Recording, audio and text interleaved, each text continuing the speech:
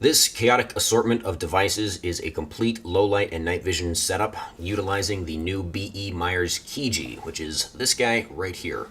The BE Meyers KIJI is more or less a standalone version of the same illuminator technology as the MAWL, also made by BE Meyers. It has some major functional differences and comes in a totally different package, but it's still able to put out a very impressive amount of illumination for a civilian legal infrared illumination device. Most infrared illuminator devices are laser-based, and the civilian ones, like this D-Ball i2, are extremely limited in output power, so they really are not very effective past maybe 75 to 100 yards or so.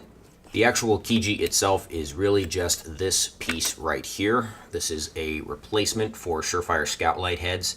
Fits on any of the single-cell 3-volt Surefire scout light bodies. This thing is sold as a set, including a Surefire style body and a clicky tail cap. It's compatible with any of the other Surefire tail caps. You can get this in a 3-degree version or a 10-degree version. That's basically just how tight the spill pattern is. The 10-degree version is incredibly wide. The 3-degree version is fairly focused. However, this doesn't focus down as far as a D-Ball D2 or a MAWL C1. Both of those, I think, focus down to 2 degrees at their finest point. I'm not sure there's a lot of reason to get the 10-degree version, because if you really want wide spill, this thing has a flip-over diffuser cap that creates an incredibly wide illumination pattern for close-up or just general illumination use. And then you flip it off and get your very, very tight beam pattern.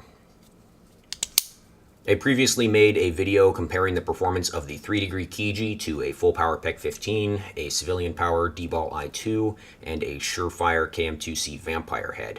Both models of the KIJI have 4 different power levels. The 10-degree KIJI has actually a higher power output overall than the 3-degree, but it doesn't harness it as well because it's not nearly as focused. I did those performance comparisons with the KIJI at its maximum power level, but in actual use, I found it to be a lot better at power level 3 of 4. Otherwise, it caused some serious tube auto-gating and would wash out the laser pointer pretty badly.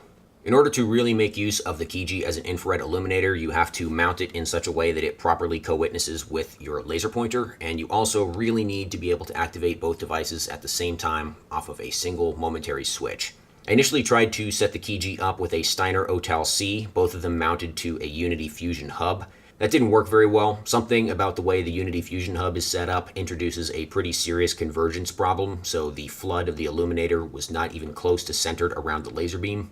The other reason that didn't work is that my Steiner OTAL is just a completely non-functional piece of garbage. It wouldn't work when it got cold, it would randomly stop working, and randomly refuse to accept input from a switch.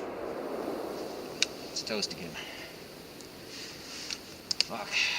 So the way I have it set up right now is using a Holosun LS221G, which is a dual beam infrared and green aiming laser. I also have the KIJI mounted directly to the rifle. Initially was using an Arisaka inline scout mount, then switched to an Arisaka offset scout mount. Both of those centered the spill pattern of the illuminator very well around the laser beam. This setup is really only useful to us if we can activate both devices at the same time with one button momentary only. There's really only one way to do that right now, and that's the Mod Light Mod Button Light dual lead switch. This one has a crane plug to control the laser unit and a Surefire plug to control the KIJI. The KIJI is an infrared only illuminator, so we still want to have a white light on this gun, so this one is set up with a Surefire scout light and an Arisaka momentary only tail cap. Having all these devices on here is a bit cumbersome. We'll talk about weights in a little bit. The nice thing about this is that we don't have to run 2 pressure pads because this falls nicely under the support hand thumb. This dual lead Mod Button Light is actually a replacement that Mod Light sent me after I had issues with my first one.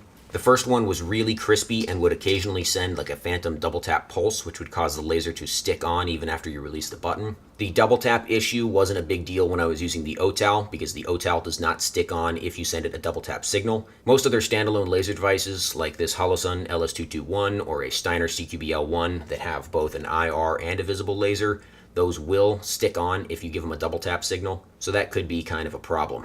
The KIJI can be set up in, I believe, 32 different modes of operation, only a couple of which are actually usable in this weapon-mounted configuration.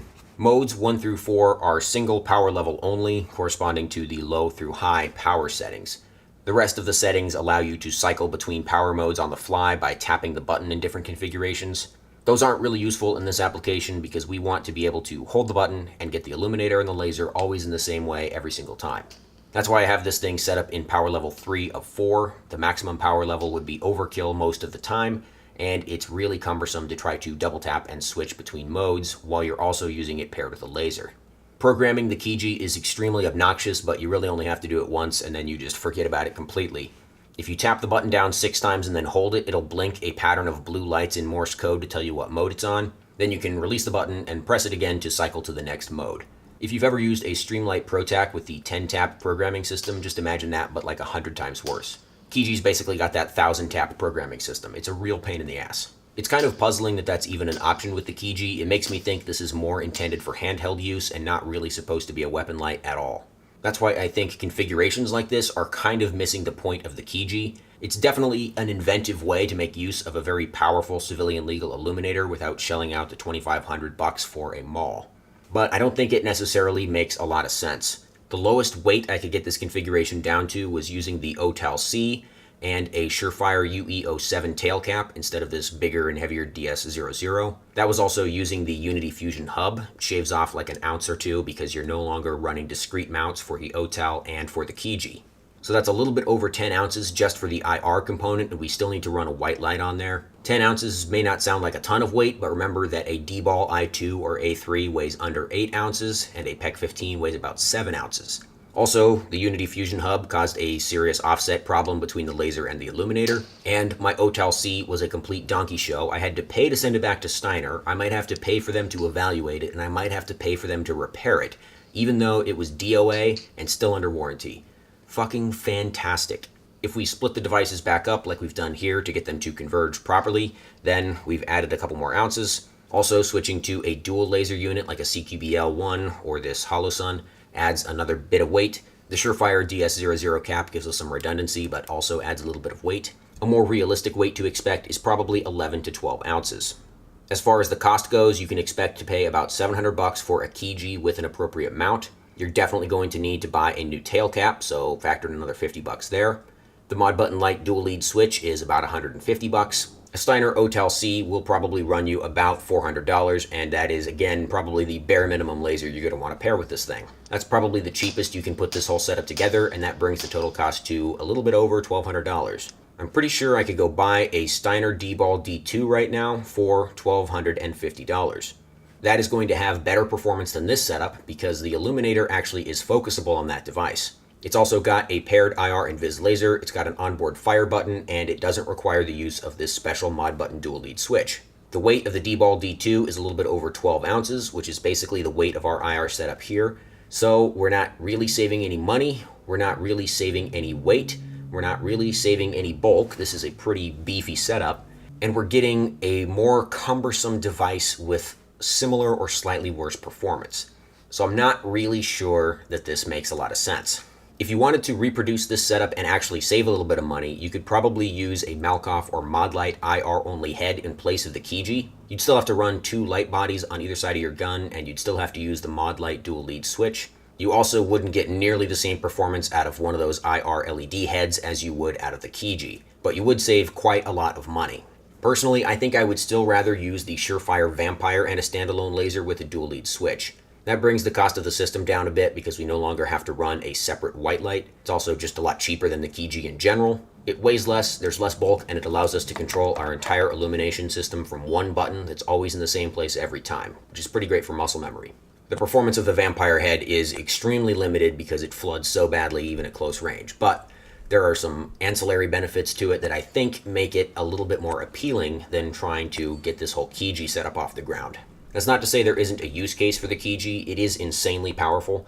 I think one possible use for this would be to run it on some kind of a night vision compatible SPR, either with a night vision scope or a clip-on NV device. I can also potentially see the use of the 10-degree version of the KIJI as a helmet light. However, that's still something I think I'd rather use a Vampire head for because it's cheaper and it gives you paired white and IR modes. This really is an impressively powerful system, and I do like the way that it performs. However, I think you're really trying too hard to flex something into a role that it wasn't really meant for. So in the end, I think you end up taking on a lot of weight, a lot of cost, a lot of complexity, and all you really end up with is something that's not quite as good as a D-Ball D2. If you're able to score a full power functioning laser unit off the gray market, that's obviously going to be significantly better than this. If you are restricted to just what you can buy retail as a civilian, then the D-Ball D2 will get you the same or better performance in a better package for the same price. And if money is no object, then just fucking buy a MAWL already and call it a day. Anyway, thanks for watching, guys. Let me know if you have any questions. You can support me on Subscribestar if you'd like to fund the purchase of outrageously expensive devices like a $700 infrared flashlight head. I can virtually guarantee you this video won't make enough money to cover the loss I'm going to take when I sell this thing. So, I'll see you guys next time. Yeah, this is actually fucking disgusting.